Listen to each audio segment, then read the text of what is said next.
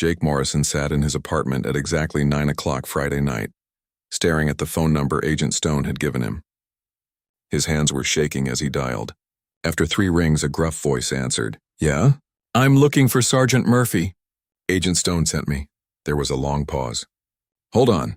A different voice came on the line, deeper and more controlled. "This is Murphy. Stone said you might be calling about the Nevada situation. Amy Carter is my case. Her daughter is depending on me to bring her mother home. And you understand what you're volunteering for?" Jake looked at Lisa's communication device sitting on his coffee table, still glowing with alien symbols. "I understand enough. Meet me tomorrow morning at 7 at the truck stop on Highway 50, 20 miles east of town. Come alone and bring whatever equipment the girl showed you." The line went dead. Jake sat back in his chair and realized there was no backing out now. In less than 12 hours, he'd be meeting with people who fought aliens for a living. Jake couldn't sleep that night. He kept thinking about Amy Carter trapped somewhere in the Nevada desert, while government bureaucrats wrote reports about training accidents. He thought about Lisa waiting for news that might never come if he didn't take action. At 6 in the morning, Jake drove to Mrs. Johnson's house to check on Lisa before his meeting with Sergeant Murphy. He found her in the backyard practicing combat moves with an intensity that reminded him of her missing mother. "Any word from your mom's signal?" Jake asked. Lisa checked the communication device. "Still in the same place. Still blinking." She looked up at Jake with hope in her eyes. "Did you find someone to help?" "Maybe. I'm meeting with some people this morning who might be able to mount a rescue operation." Lisa grabbed Jake's arm. "Can I come with you?" "Absolutely not. This is going to be dangerous enough without putting you at risk. But I know how to use Mom's equipment. I could help." Jake knelt down to Lisa's eye level. "Your job is to stay safe so your mom has something to come home to. My job is to bring her back." Lisa looked like she wanted to argue, but she nodded and handed Jake the communication device. "Promise me you won't give up if things get difficult." "I promise." Jake drove to the truck stop on Highway 50 feeling more nervous than he'd ever been in his life. He arrived a few minutes early and sat in his patrol car watching other vehicles come and go. At exactly 7 o'clock, a black SUV pulled up beside him. The driver gestured for Jake to get in. Sergeant Murphy was a compact man in his 40s with graying hair and scars on his hands that looked like they came from combat. 2 other men sat in the back seat. A younger soldier with intense eyes and an older man who looked like he'd been through every war since Vietnam. "I'm Murphy. This is Corporal Danny White and Master Sergeant Pete Collins. We hear you want to go to war with aliens." Jake showed them Lisa's communication device and explained everything he'd learned about Amy Carter's disappearance. The 3 soldiers listened without interrupting, occasionally asking technical questions about the alien technology. "How long have you known about the extraterrestrial situation?" Jake asked. Collins answered. "I've been fighting these things for 15 years. Murphy and White joined the program 5 years ago, after their regular units encountered alien activity and got sworn to secrecy." "What kind of aliens are we dealing with?" Murphy pulled out a tablet showing surveillance photos of different alien species. "The ones who took Amy's team are called Greys by our intelligence people. They're scouts and researchers who capture humans for biological experiments. Not the worst we've encountered, but definitely hostile. What makes them dangerous? Advanced technology, superior numbers, and no regard for human life," White said. "They treat us like lab rats." Jake studied the photos of gray-skinned humanoids with large black eyes. They looked exactly like the stereotypical aliens from science fiction movies, which was either a strange coincidence or evidence that Hollywood had been leaking classified information for decades. "How do we fight them?" Collins smiled grimly. "Carefully. Their weapons are energy-based and can kill a human instantly. Their ships are shielded against most of our conventional weapons. But they have weaknesses we've learned to exploit, such as, they're not physically strong by human standards. Their technology depends on complex systems that can be disrupted by electromagnetic pulses, and they underestimate human resourcefulness and determination." Murphy showed Jake more photos of alien installations hidden in remote locations. "We've been conducting guerrilla warfare against Gray operations for years. Hit-and-run attacks on their research facilities, rescue missions to free captured humans, sabotage of their equipment. All unauthorized by official command structures, completely off the books. The official policy is containment and secrecy. Our unofficial policy is fighting back against anyone who treats humans as experimental subjects." "Jake, realized he was looking at true patriots who'd chosen to protect humanity even when their own government wouldn't support them. These men had sacrificed normal military careers to fight a secret war that most people didn't even know existed. What's the plan for rescuing Amy? Murphy activated the tablet's GPS function and showed Jake a detailed map of the Nevada desert. Intelligence suggests the Greys have a research facility built into an underground cave system here.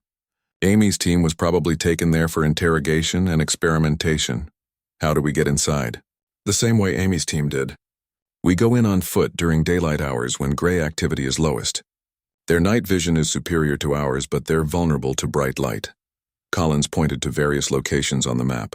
We'll insert here, approach from the southwest using this ridgeline for cover, and breach their perimeter using EMP grenades to disable their sensors. White added, the facility probably has multiple levels connected by elevator systems. We'll need to move fast and stay together to avoid getting separated in their maze. Jake looked at the three experienced soldiers and realized they were planning a military operation based on years of experience fighting aliens. His contribution would be knowledge of Amy's specific situation and willingness to take risks to save her. What do you need from me? Murphy gestured toward Lisa's communication device. That alien technology could give us a significant advantage. If it can track Amy's location and provide real-time intelligence about Grey movements, we might actually pull this off. When do we go? Tonight. Grey activity increases after sunset, but their research schedule follows human circadian rhythms. If we hit them around midnight, we'll catch them between shift changes. Collins checked his watch. That gives us 12 hours to drive to Nevada, conduct reconnaissance, and prepare for the assault. Jake thought about Lisa waiting for news about her mother and Agent Stone's warning that there would be no official support if the mission failed. He was about to risk everything on a rescue operation planned by soldiers who were technically operating outside legal authority. What happens if we get captured or killed? Then Amy Carter dies in that facility, and her daughter spends the rest of her life wondering what happened to her mother. Murphy said quietly. Jake nodded and climbed back into his patrol car to follow the black SUV toward Nevada. He called in sick for his evening shift and left a message for Mrs. Johnson, asking her to take care of Lisa until he returned. Then he turned off his phone and focused on the most important mission of his life. Amy Carter was depending on 4 men she'd never met to risk everything for her freedom. Jake wasn't a soldier, but he was determined to bring Lisa's mother home or die trying. Jake Morrison sat in his patrol car outside Mrs. Johnson's house at sunrise, watching through the front window as Amy Carter hugged her daughter for the first time in a week. Lisa had run into her mother's arms the moment Amy walked through the door, and neither of them had let go for almost 10 minutes. The rescue mission had ended 6 hours ago when Murphy's team dropped Amy at the house before disappearing back into their secret world of off-the-books military operations. Jake had stayed to make sure both Amy and Lisa were safe and to understand what happened next for all of them. Amy emerged from the house and walked to Jake's car. She looked tired but relieved and moved with the careful precision of someone who'd been through trauma, but remained functional. Thank you, she said simply as she got into the passenger seat. Lisa told me everything you did to find me. She's an incredible kid. You should be proud of how she handled herself while you were missing. Amy smiled. She's been preparing for situations like this since she was 10 years old. I hoped she'd never need to use that training. Jake looked at the communication device sitting on his dashboard. What happens now? Do you go back to your veterinary job and pretend none of this happened? That cover identity is blown. The fake military officers who tried to take Lisa were probably working for a Grey intelligence operation. They know about my daughter and our location. So you have to disappear again? Amy nodded. Lisa and I will be relocated somewhere safe while I transition to a new assignment. The program has safe houses and identity protocols for situations like this. Jake thought about never seeing Lisa again and realized how much he'd grown attached to the serious little girl who'd walked into his police station asking for help. What about Lisa's education? Her friends? She doesn't have friends her own age. Kids who grow up in military families learn not to form attachments that can't be maintained when duty requires relocation. That made Jake sad. Lisa was brilliant and brave, but she'd never had a normal childhood. She'd spent her young life preparing for wars that most people didn't know existed. Agent Stone offered me a position in the program, Jake said. He said people who know too much about the alien situation can't go back to normal lives. Amy studied Jake carefully. What did you tell him? I haven't given him an answer yet. Part of me wants to help fight against alien threats, but another part just wants to go back to being a small-town police officer. What does your gut tell you? Jake was quiet for a moment, thinking about everything that had changed in his life over the past week. My gut tells me that normal police work will feel pretty boring after rescuing people from alien research facilities. Amy laughed. That's what happened to me. I joined the program after my regular Army unit encountered Gray Scouts during a training exercise. Once you know the truth about what's happening to humanity, it's impossible to ignore. Lisa came out of the house carrying her backpack and the communication device. She climbed into the back seat of Jake's patrol car and looked at both adults expectantly. Are we staying or going? She asked. We're going, Amy said. New assignment, new location, new identities. Lisa looked disappointed but not surprised. What about Jake? Is he coming with us? Amy turned to Jake, and that's his decision. The program can always use people who think outside military parameters.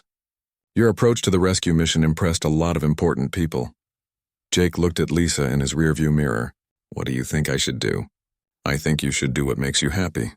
Mom says the most important thing is helping people, whether that's as a police officer or as someone who fights aliens. Jake realized that Lisa was giving him permission to make his own choice without feeling guilty about leaving them behind. She understood that adults had to make difficult decisions based on duty and responsibility. If I joined the program, would I work with your mom's unit? Amy shook her head. Different specializations work in different locations. I handle reconnaissance and intelligence gathering. Based on your performance last night, you'd probably be assigned to a tactical unit that specializes in rescue operations and facility destruction. Would I still be able to see Lisa sometimes? Program personnel rotate through a central training facility every few months. Family members are allowed to visit during those periods. Jake made his decision. I'll take the assignment on one condition. I want regular updates on how Lisa is doing, and I want the option to request transfer to her mother's unit if she ever needs backup again. Amy smiled. I think that can be arranged. Lisa grinned and handed Jake the alien communication device. You'll need this more than I will. Mom has access to better equipment through the program. Jake took the device and felt its strange weight in his hands. A week ago, he'd been a regular police officer dealing with routine missing person cases. Now he was holding alien technology and preparing to join a secret military unit that fought extraterrestrial threats. What's my first assignment going to be? Amy consulted a secure phone that had been provided by Murphy's team. There's a Gray research facility in Montana that's been capturing hikers and campers. The local authorities think it's just missing persons. Cases in a dangerous wilderness area. Sounds familiar. The program specializes in turning routine law enforcement situations into opportunities to strike back against alien operations. Your civilian background will be valuable for identifying cases that other investigators might miss. Jake started his patrol car and prepared to drive Amy and Lisa to their relocation point. What should I tell my supervisor about resigning from the police force? Tell him you've accepted a position with federal law enforcement. It's technically true, even if the specific details are classified. As they drove through town, Jake looked at the familiar streets and buildings where he'd spent his entire adult life. He was leaving behind everything he'd known to join a war that most people didn't believe existed, but he was also joining the fight to protect humanity from forces that viewed humans as nothing more than experimental subjects. Amy Carter and her daughter represented thousands of people who were working to defend Earth from alien threats while maintaining the secrecy necessary to prevent mass panic.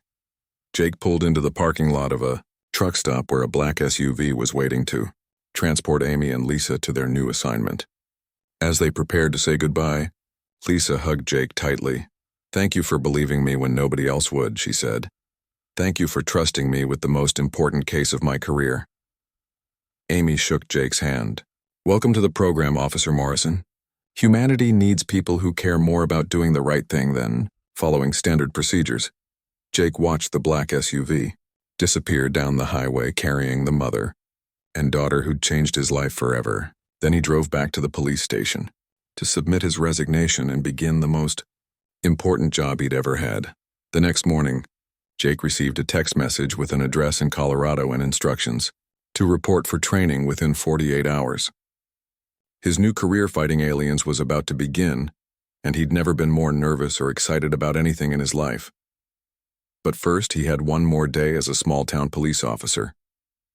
Jake spent his final shift looking at routine calls with new understanding, wondering which missing person cases might actually involve alien abductions and which suspicious activities might be connected to extraterrestrial threats.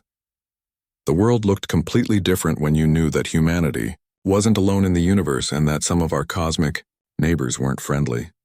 Jake Morrison was ready to spend the rest of his career making sure that people like Lisa Carter could grow up in a world where alien threats were contained and defeated by people brave enough to fight back. The war for humanity's future had gained another soldier, and Jake was determined to make Amy and Lisa proud of the choice he'd made to join their fight. The Nevada desert at midnight was colder than Jake Morrison had expected. He crouched behind a rocky outcropping with Murphy, White, and Collins, watching the alien facility through night vision goggles. Lisa's communication device showed Amy's signal coming from somewhere deep underground, about 200 meters ahead. The gray research facility looked like a natural cave entrance, but Jake could see the subtle signs of artificial modification. Metal structures were built into the rock face, and strange lights moved in patterns that definitely weren't natural phenomena. Movement sensors show 4 grays at the main entrance, Murphy whispered, studying readings from their electronic equipment. Probably standard security rotation. Collins pointed to a narrow ravine leading toward the side of the facility. That's our best approach route. Minimal exposure and good cover until we're within 50 meters. Jake checked Lisa's device again. The alien symbols were displaying new information he hadn't seen before, including what looked like a 3-dimensional map of the underground complex. The device is showing interior layouts now, Jake said. Amy's signal is coming from the lowest level, about 4 stories down. White studied the holographic display. Can you tell how many hostiles are inside? Jake touched different symbols until he found what appeared to be a life-form detector. Multiple yellow dots moved through the facility's corridors, with red dots indicating captured humans. 12 aliens inside, 5 human prisoners, Amy and 4 others. Murphy smiled grimly. Amy's entire team is still alive. This just became a much more complicated rescue mission. The 4 men moved through the desert using hand signals and staying low to avoid detection. Jake was amazed by how quietly the 3 soldiers moved across terrain that seemed impossible to cross silently. His own efforts felt clumsy and loud by comparison. When they reached the facility perimeter, Collins deployed an electromagnetic pulse device that disabled the alien motion sensors with a barely audible electronic whine. They waited 2 minutes to make sure the EMP hadn't triggered any alarms. Entrance is clear, White reported after scanning the cave mouth with thermal imaging equipment. They moved into the facility single file with Murphy leading and Jake bringing up the rear. The interior was unlike anything Jake had ever seen. Smooth metallic walls curved in organic patterns, and soft blue light emanated from strips of material that definitely wasn't LED technology. The air smelled strange, like ozone mixed with something antiseptic. Jake could hear mechanical humming sounds coming from deeper in the complex, along with occasional electronic beeps that might have been communication signals between the aliens. Lisa's device guided them through corridors that seemed designed for beings shorter than average humans. Jake had to duck his head in several sections, and the curved doorways were barely wide enough for Collins's broad shoulders. Elevator shaft ahead, Murphy whispered, pointing to what looked like a vertical tube with no visible mechanism for vertical movement. Jake studied the alien symbols on Lisa's device. According to this, there's another route, through maintenance tunnels that connects to the lower levels. White found the maintenance access panel and managed to open it using a combination of electronic tools and brute force. The tunnel was cramped but led directly toward Amy's location, without requiring them to use alien transportation systems they didn't understand. 20 minutes later, they emerged on the lowest level of the facility. Jake could hear human voices coming from a room at the end of the corridor, along with the distinctive electronic sounds of alien equipment in operation. Through a transparent section of wall, Jake saw Amy Carter and 4 other humans restrained on examination tables, while gray aliens conducted some kind of medical procedures. The prisoners were conscious and clearly in pain but alive. 5 hostiles in the examination room, Collins reported. Standard gray configuration, no visible weapons. Murphy studied the situation through his scope. The Greys rely on their technology for defense. If we can disable their equipment and move fast, we can overpower them before they can call for reinforcement. Jake looked at Lisa's communication device and noticed something the soldiers had missed. There's another group of aliens approaching this location. 6 more coming down from the upper levels. We're about to be caught between 2 groups, White said. We need a new plan. Jake studied the facility layout on the alien device and had an idea that was either brilliant or completely insane. What if we use their own systems against them? What do you mean? Jake pointed to what appeared to be an environmental control station. The Greys built this facility to maintain specific atmospheric and lighting conditions for their research. If we can reverse those conditions, we might be able to incapacitate them without firing a shot. Collins looked skeptical. Do you know how to operate alien technology? No, but I know how to break things in ways that cause maximum confusion. Murphy considered Jake's suggestion. It's worth trying. Worst case scenario, we fall back to direct assault. Jake approached the environmental control station and studied the alien interface. The symbols were similar to those on Lisa's device but more complex. He started pressing controls randomly while watching the reactions on various display screens. Suddenly, the facility's lighting shifted from blue to harsh white. The humming sounds changed pitch and became irregular. Jake could hear surprised vocalizations from the Greys in the examination room. The aliens are disoriented, White reported. Their movements are becoming erratic. Jake continued manipulating controls until he found settings that caused the temperature to fluctuate rapidly and the atmospheric pressure to vary in ways that made his own ears pop. The effect on the Greys was even more dramatic. Through the transparent wall, Jake could see the aliens abandoning their examination procedures and struggling to maintain their balance. Some were covering their large eyes with their hands, apparently unable to tolerate the bright lighting. Now's our chance, Murphy said. The 4 men breached the examination room while the aliens were still incapacitated by the environmental changes. The Greys offered no resistance as the humans freed Amy and her team members from the restraint systems. Amy Carter looked exactly like the photos Jake had seen, but thinner and showing signs of mistreatment. Her first words when the restraints were removed were about her daughter. Lisa, is she safe? She's fine and waiting for you to come home, Jake told her. Amy studied Jake with professional interest. You're not military. How did you find us? Your daughter showed me how to use your communication device. She guided us here. Amy smiled for the first time since they'd found her. That girl is going to save the world someday. The rescue of Amy's team members was complicated by the fact that 2 were injured and 1 was unconscious from whatever the aliens had done to him. Collins and White helped the wounded soldiers while Murphy secured alien technology that might be useful for future operations. We need to move fast, Amy warned. The Greys will recover from the environmental disruption soon, and they'll call for backup from their orbital platforms. Jake continued manipulating the alien control systems, this time looking for ways to disable the facility's communication equipment. Lisa's device helped him identify which controls affected external transmissions. I think I've cut off their ability to call for help, but I don't know how long it will last. Amy looked at Jake with new respect. You've done more damage to their operations in one night than most military units accomplish in months. The group of rescued humans and their rescuers made their way through the facility using the same route Jake had taken to reach the lower levels.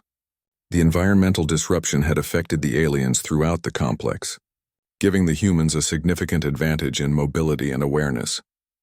As they emerged from the cave entrance, Jake realized they'd accomplished something that government officials had declared impossible. A small-town police officer, 3 off-the-book soldiers, and intelligence from a 12-year-old girl had successfully rescued 5 military personnel from an alien research facility. Amy Carter was going home to her daughter, and humanity had scored a victory against forces that considered humans nothing more than experimental subjects.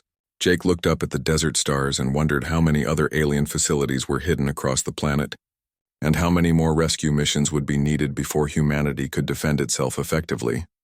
But tonight, One mother was going home to her child, and that was victory enough for Jake Morrison. Jake Morrison drove back to the police station with his mind racing. Lisa's alien communication device was hidden in his patrol car, and he kept checking his mirrors for surveillance. Everything he thought he knew about the world had changed in the span of an hour.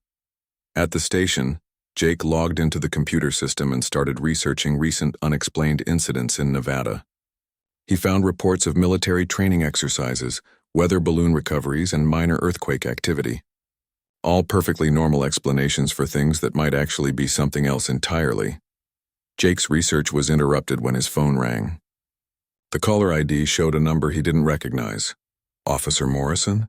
This is Agent Carl Stone with Homeland Security. We need to meet regarding the Amy Carter case. Jake's stomach tightened. What's Homeland Security's interest in a local missing person case? That's something we need to discuss in person. I'm in town now and would like to meet somewhere private. Jake agreed to meet at the diner on the edge of town in 30 minutes. He grabbed Lisa's communication device from his patrol car and drove to the meeting location, checking constantly for anyone following him. Agent Stone was already waiting in a corner booth when Jake arrived. He was a thin man in his 50s wearing a cheap suit and tired expression. Unlike the fake military officers from yesterday, Stone looked like exactly what he claimed to be, a government bureaucrat dealing with a situation above his pay grade. Officer Morrison, thank you for meeting me on short notice, Stone said as Jake sat down. I need to be direct with you because we don't have much time. Amy Carter is not missing in the way you think she is. What do you mean? Stone looked around the nearly empty diner and lowered his voice. Amy Carter and her team were conducting a classified operation when they encountered hostile forces. 3 team members are confirmed dead. Amy and 1 other operative are missing and presumed captured. Jake felt the blood drain from his face. Lisa's mother was probably being tortured or experimented on by alien captors, and the government was calling it a training accident. What kind of hostile forces? Stone hesitated. The kind that officially don't exist, the kind that would cause mass panic if the public knew about them. You're talking about extraterrestrial contact. Stone's eyes widened in surprise. How did you know about that? Jake pulled out Lisa's communication device and set it on the table. The alien symbols glowed softly in the dim light of the diner booth. Lisa showed me this. She knows about her mother's real job. Stone stared at the device like it was a poisonous snake. Jesus Christ. Amy wasn't supposed to involve the kid in any of this. The kid is the only reason anyone knows Amy is missing. Your people filed no reports, sent no search teams, and tried to cover the whole thing up. Because that's how it has to work. Stone said urgently. Do you have any idea what would happen if the public knew we're being visited by hostile alien species? The stock market would collapse, governments would fall, and society would break down. Jake studied the tired-looking agent across from him.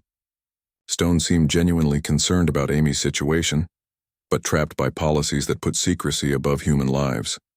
What's being done to rescue Amy and the other missing operative? That's complicated. The area where they disappeared is heavily defended by alien technology that we don't understand. Any rescue attempt would likely result in more casualties and risk exposing the entire program. So you're just going to abandon them? Stone looked miserable. The official position is that Amy Carter died in a training accident along with the rest of her team. We'll provide death benefits to her daughter and place the child in a secure facility where she can be monitored and protected. Jake understood the real plan now. They were going to fake Amy's death, take Lisa away, and bury the whole incident to protect their precious secrecy. Amy would die in alien captivity while her daughter disappeared into some government facility. What about the fake military officers who tried to take Lisa yesterday? Stone frowned. What fake officers? Jake described his encounter with Colonel Price and her companions. Stone listened with growing alarm. Those people weren't from any government agency I know about. Someone else is involved in this situation. That made things even worse. Not only was the government abandoning Amy, but unknown parties were trying to capture Lisa for reasons Jake didn't want to think about. Agent Stone, show me exactly where Amy disappeared. Stone pulled out a tablet and displayed a satellite map of the Nevada desert. He pointed to an area that looked empty except for some rock formations and desert scrub. The team was investigating reports of increased alien activity in this region. They found what appeared to be a partially buried craft and were conducting reconnaissance when they were attacked. Jake activated Lisa's communication device and showed Stone the holographic display. The blinking red dot indicating Amy's location matched the area on Stone's map perfectly. How is that device still receiving her signal if she's been captured? Stone examined the alien symbols with fascination and worry, probably because her captors want us to know where she is. It's either a trap, or they're using her as bait to draw in more humans. Jake thought about Lisa waiting at Mrs. Johnson's house for news about her mother. The 12-year-old had more courage and determination than the entire government bureaucracy that was supposed to protect people like Amy. What kind of resources would it take to mount a rescue operation? Are you insane? We're talking about alien technology that's decades ahead of anything humans have developed. Any rescue team would be walking into a death trap. Amy Carter is a human being who was serving her country when she was captured. Her daughter deserves better than a fake funeral and a life in hiding. Stone leaned back in the booth and studied Jake carefully. You really care about these people, don't you? Someone has to. Stone was quiet for several minutes, staring at Lisa's communication device. Finally, he looked up with a new expression on his face. There might be another option. We have a small group of military personnel who know about the alien situation and aren't happy with the official policy of avoiding confrontation.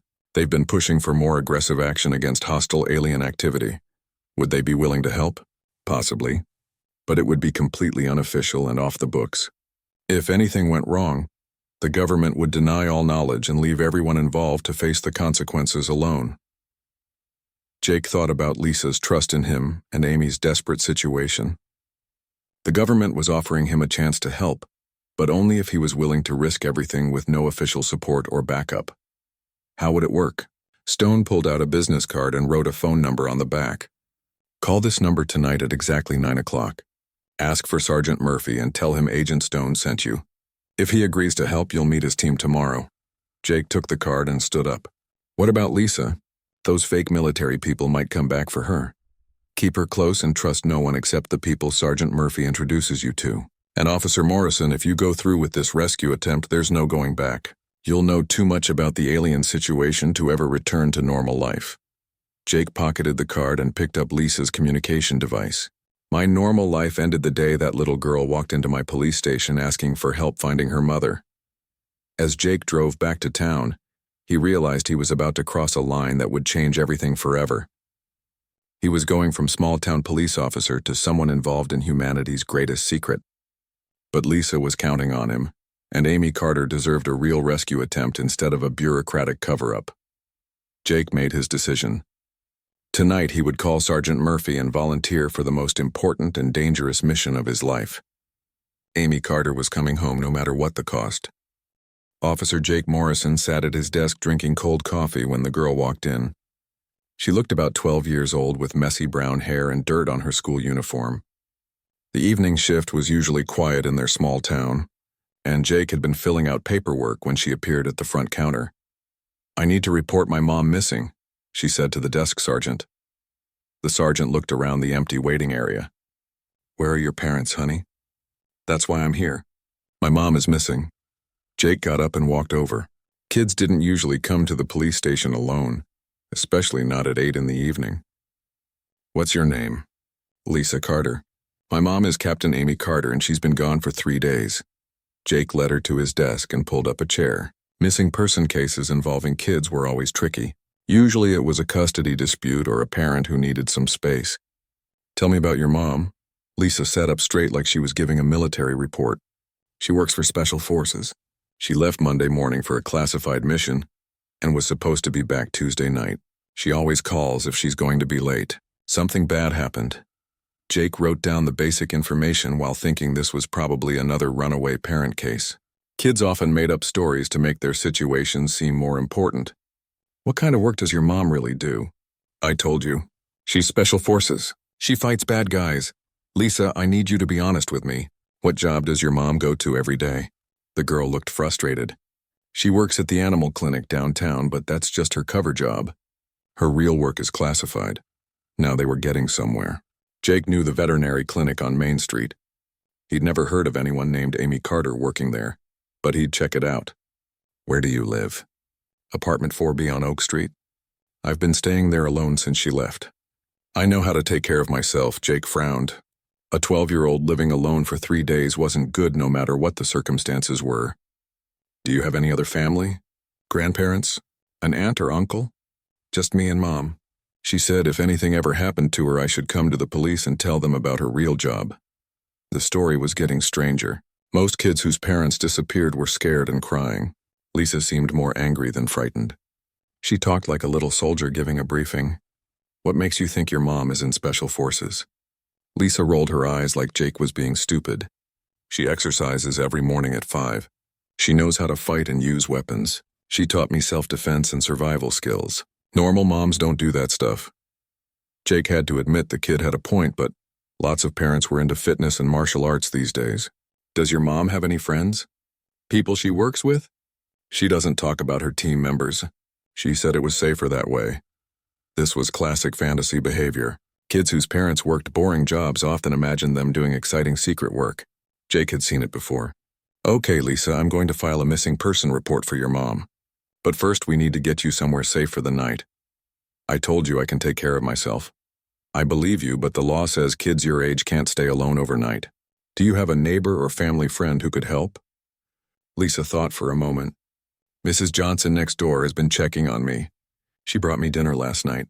That was something at least. Jake called Mrs. Johnson, who agreed to let Lisa stay with her until they found Amy. While they waited for the neighbor to arrive, Jake filled out the missing person paperwork. Can you describe your mom? She's 32 years old, 5 feet 6 inches tall, brown hair, green eyes. She has a scar on her left arm from when she got hurt in Afghanistan. Jake looked up. Your mom served in Afghanistan? 2 tours. She doesn't like to talk about it. That changed things a little. Military veterans sometimes had issues adjusting to civilian life. Maybe Amy Carter had mental health problems and wandered off. Does your mom take any medicine? Has she seemed upset or worried lately? She's always worried about something, but she never tells me what. Last week she made me memorize an address and phone number in case of emergencies. She also gave me a key to a storage unit across town. Jake wrote down the emergency information Lisa provided. None of it seemed to connect to anything obvious, but veterans sometimes prepared for problems that regular people didn't think about. Mrs. Johnson arrived 20 minutes later. She was a kind-looking woman in her 60s who seemed genuinely concerned about Lisa. Amy is a good mother and a quiet neighbor, she told Jake. She keeps to herself but always says hello. I haven't seen her since Sunday. After Lisa left with Mrs. Johnson, Jake started his investigation. He called the veterinary clinic and spoke to the night manager. Yes, they had an Amy Carter working there. She'd been employed for almost 2 years as a veterinary assistant. She was reliable, professional, and very good with animals. She'd called in sick Monday and hadn't shown up since. Jake drove to the Oak Street apartment building.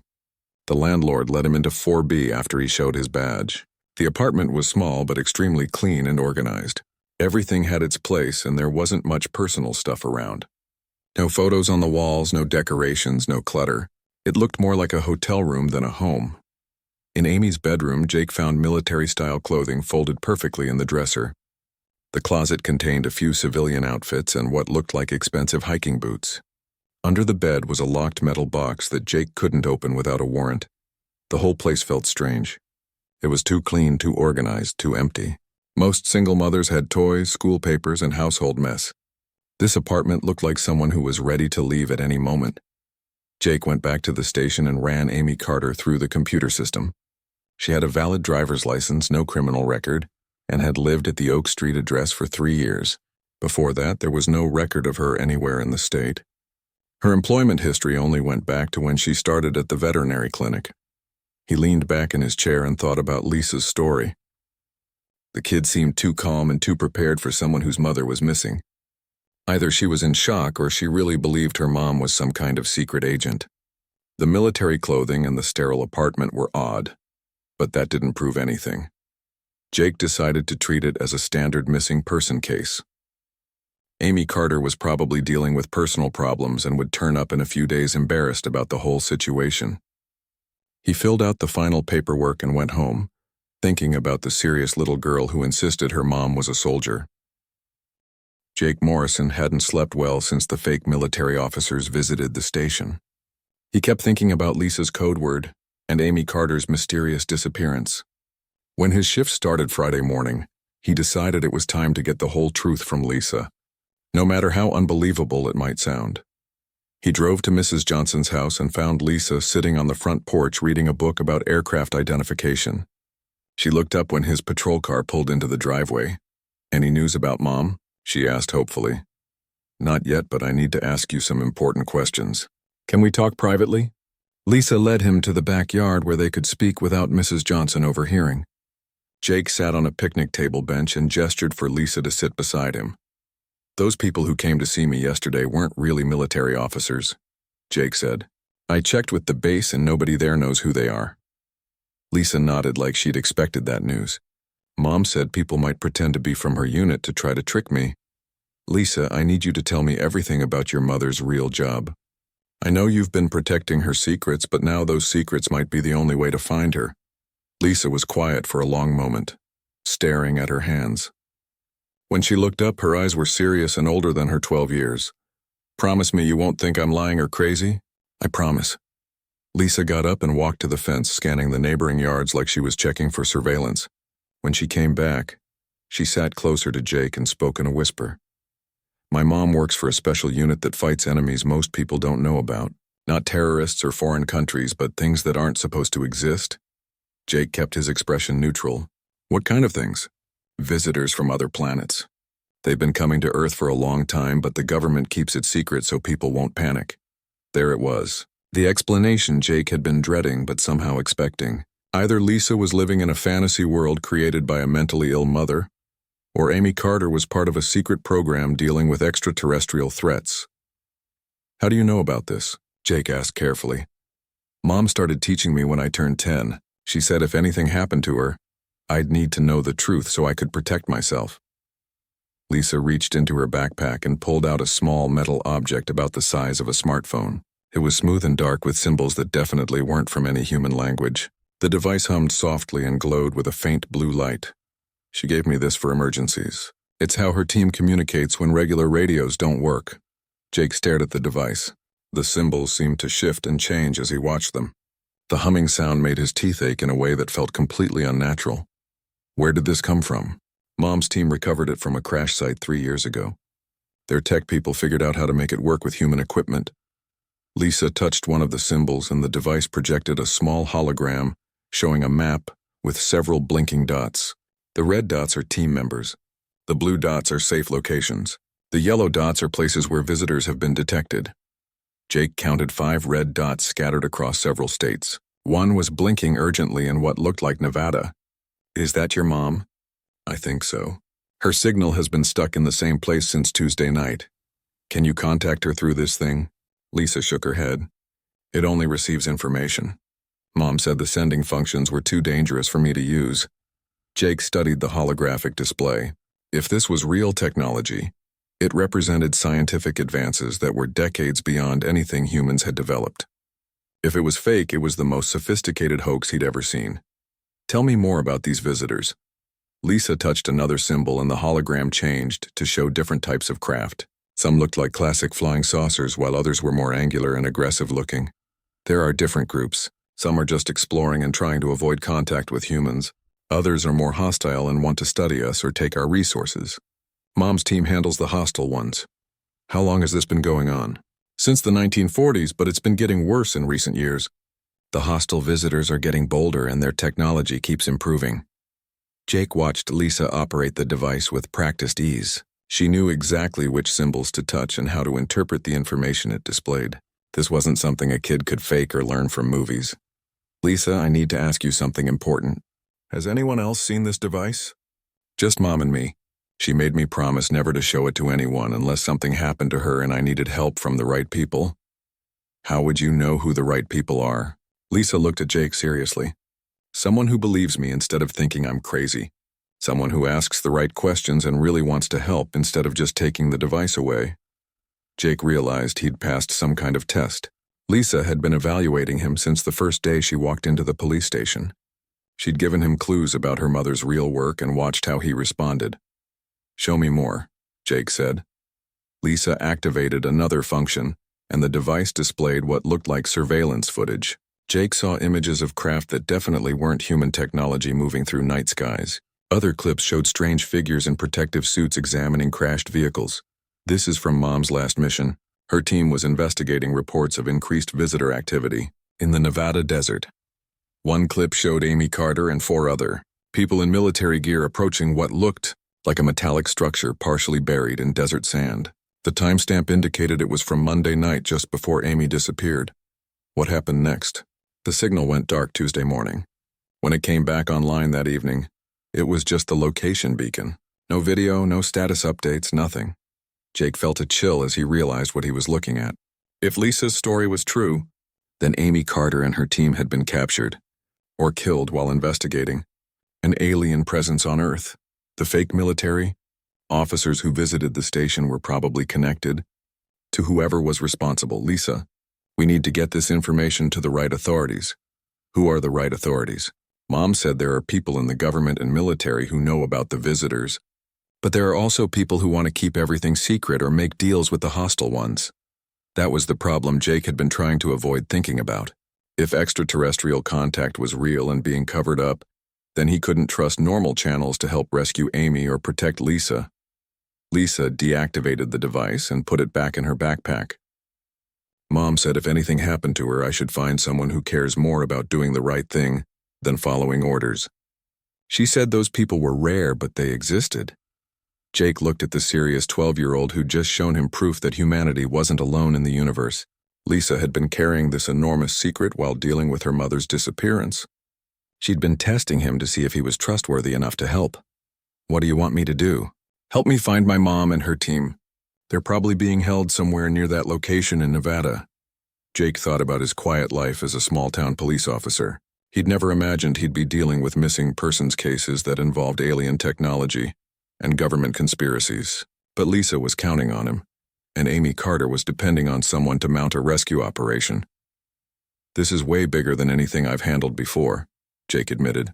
I know, but Mom always said the most important battles are fought by people who never expected to be heroes.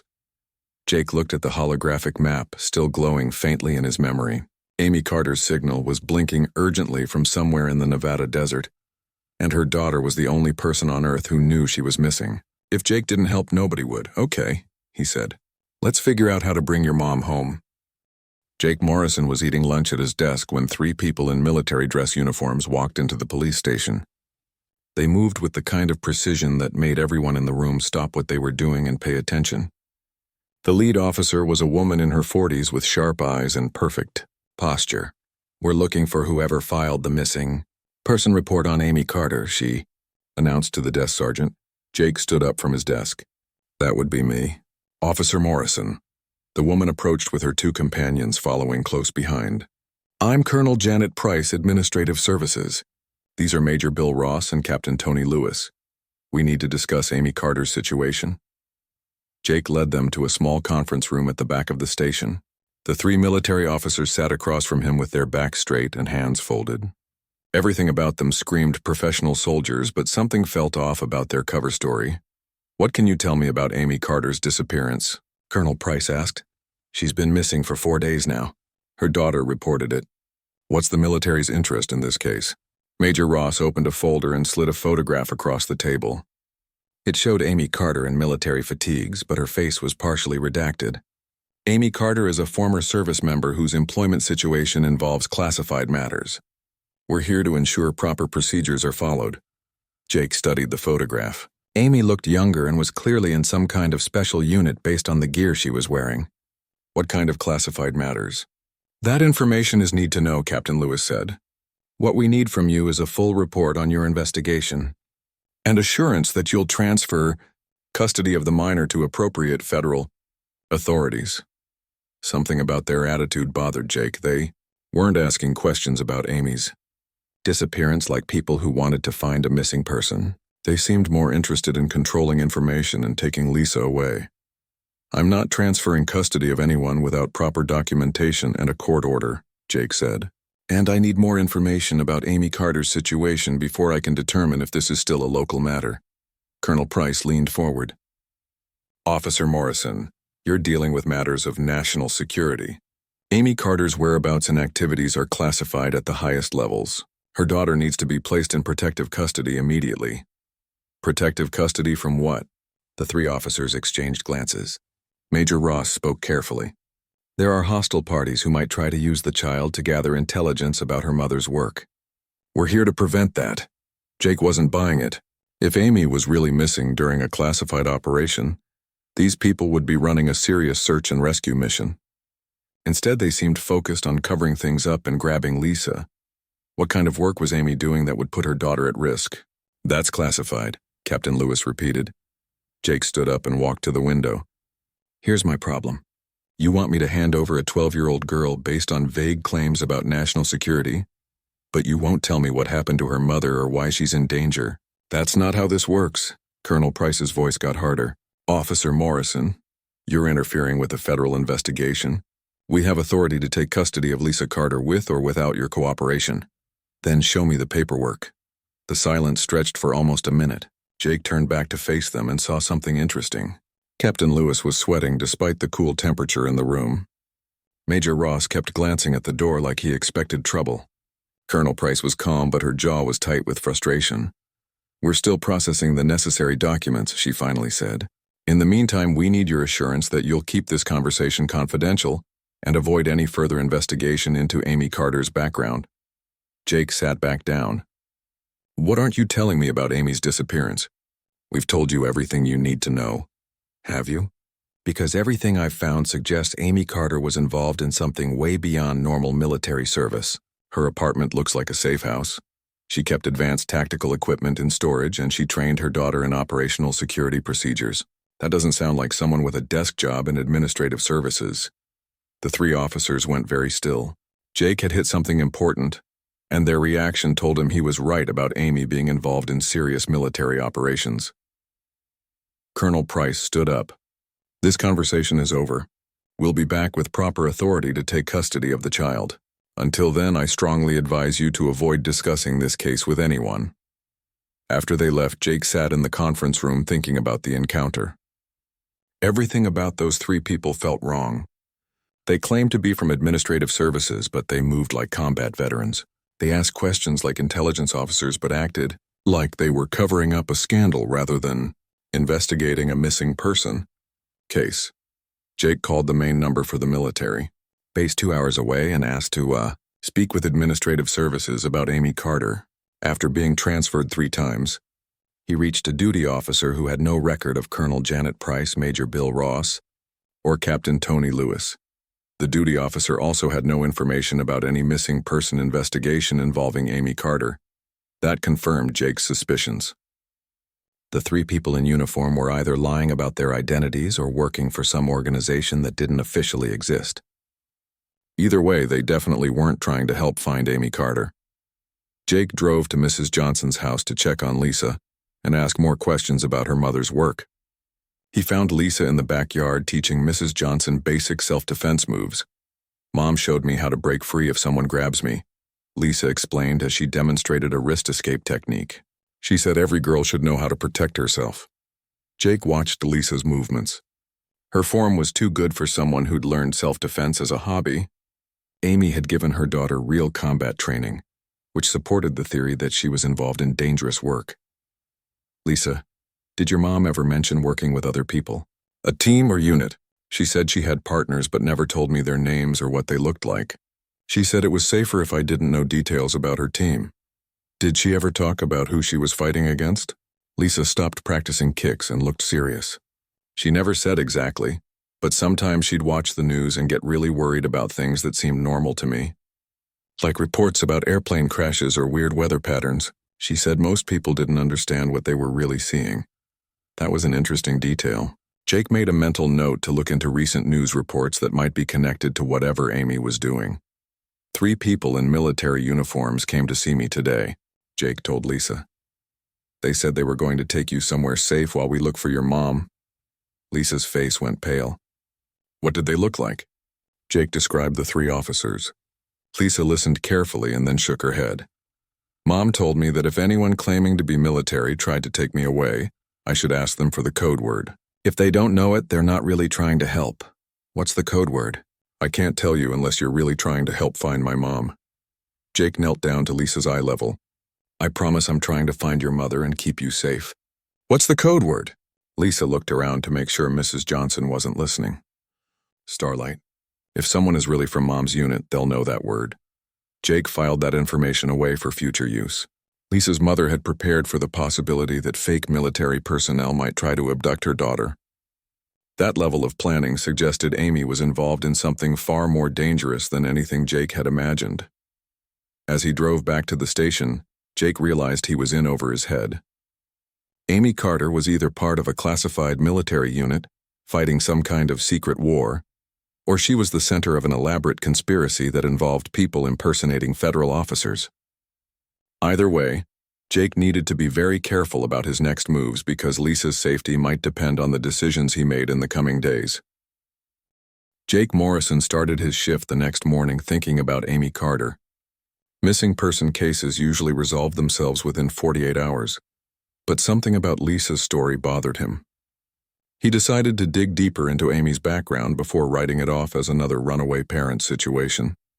His first stop was the veterinary clinic on Main Street. The morning staff knew Amy well and seemed genuinely concerned about her absence. Dr. Patricia Wells, the clinic owner, invited Jake into her office to discuss Amy's employment.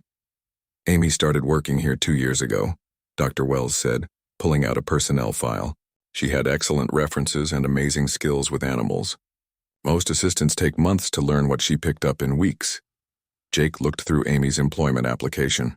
Her references checked out, but they were all from other veterinary clinics in different states. No personal references, no friends or family contacts. "Did she ever mention her background? Military service?" Dr. Wells nodded.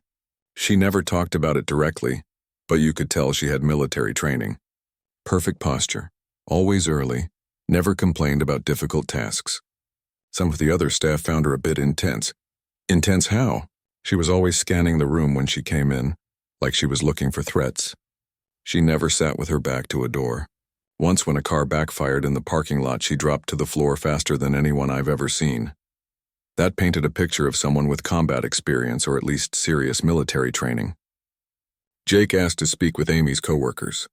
They all described her the same way: professional, competent, friendly, but distant. Nobody knew anything about her personal life beyond the fact that she had a daughter. "Did she seem worried about anything lately?" Jake asked. One of the younger assistants spoke up. "Last week she kept checking her phone and looking out the windows. She asked me weird questions about whether I'd noticed any strangers hanging around the clinic. I thought she was being paranoid." Jake left the clinic with more questions than answers. Amy Carter was clearly more than just a veterinary assistant, but that didn't mean she was special forces. Lots of veterans had trouble adjusting to civilian jobs. His next stop was the storage unit Lisa had mentioned. The facility manager checked his records and confirmed that Amy Carter rented Unit 47 under a 6-month contract. Jake explained the situation and got permission to check if Amy had been there recently. Unit 47 was in the back section of the facility, away from the main office. The manager unlocked it and stepped back as the metal door rolled up. Jake stared at the contents in surprise. The unit contained military gear that looked expensive and sophisticated. There were tactical vests, night vision equipment, communication devices, and weapons cases. Everything was organized with military precision. Jake recognized some items from his own brief stint in the National Guard, but other equipment looked more advanced than anything he'd seen. "Has anyone else been in here recently?" Jake asked. The manager checked his logbook. "Amy was here Sunday afternoon around 3 o'clock. She was in and out pretty quick, maybe 15 minutes. Sunday was the day before Amy disappeared." Jake made notes about everything he saw but didn't touch anything without proper authority. The storage unit proved Lisa wasn't making up stories about her mom's military background, but it also raised more questions about what Amy was really doing. Back at the police station, Jake ran deeper background checks on Amy Carter. Her social security number was valid but showed employment gaps that didn't match her resume. Her credit history was minimal, like someone who paid cash for everything. Most concerning was her address history, which only went back 3 years to when she moved to town. Jake called the Social Security Administration and the Department of Veterans Affairs to verify Amy's military service. Both agencies confirmed that Amy Carter had served in the Army, but they couldn't provide details about her assignments or discharge status without proper clearance. "Can you at least tell me if she received any special training or served in combat units?" Jake asked the VA representative. "I'm sorry, officer. That information is classified above my access level. You'd need to contact the Department of Defense directly. Jake spent the rest of the morning making calls to various military offices. Every conversation ended the same way. Amy Carter's service record was classified and they couldn't release information to local law enforcement without special authorization. That afternoon, Jake visited Lisa at Mrs. Johnson's house to ask more questions. The girl seemed relieved to see him and eager to help with the investigation. Did your mom ever show you the stuff in the storage unit? Jake asked. Lisa nodded. She took me there once to show me where it was. She said if anything happened to her, I should tell the police about it but never go there alone. What did she keep there? Equipment for her real job. She said some of it was dangerous and I shouldn't touch anything. Jake showed Lisa photos of the items he'd seen in the storage unit. She identified most of them correctly, using proper military terminology that no 12-year-old should know. Where did you learn those words? Mom taught me. She said I needed to know the basics in case I ever had to talk to her team members. Lisa went to her backpack and pulled out a notebook. She also made me memorize this stuff. The notebook contained hand-drawn maps of the town, emergency procedures, and contact information for people Lisa had never met. One page listed safe houses and escape routes from their apartment. Another contained radio frequencies and code words. Jake stared at the notebook. This wasn't the work of a paranoid veteran or someone with mental health issues. This was operational planning by someone who expected real danger. Lisa, did your mom ever explain why she thought you might need this information? The girl looked uncomfortable. She said there were bad people in the world who wanted to hurt good people. Her job was to stop them, but sometimes that made her a target too. Did she say who these bad people were? She never gave me details. She just said that if strangers ever asked questions about her or tried to take me somewhere, I should run to the police station and tell them about her real job. Jake spent another hour going through Lisa's notebook and asking questions about her mom's behavior. The picture that emerged was of a woman living under deep cover while preparing for some kind of serious threat. That evening, Jake sat in his car outside Amy Carter's apartment building, thinking about everything he'd learned. Amy had military training, classified service records, sophisticated equipment, and had been teaching her daughter operational security procedures. Either she was delusional and playing an elaborate game, or Lisa was right about her mom being involved in something far more serious than veterinary work. Jake's radio crackled with a routine call about a noise complaint across town. As he drove to respond, he couldn't shake the feeling that Amy Carter's disappearance was connected to something much bigger than a missing person case. The evidence was pointing toward Lisa's story being true, but Jake wasn't ready to believe that Special Forces operators were hiding in small towns across America. He decided to keep investigating quietly while treating the case as routine missing person report. If Amy was really involved in classified military operations, then asking too many questions might put both Lisa and himself in danger. Jake had stumbled into something that was way above his pay grade, and he wasn't sure if he wanted to find out how deep it really went.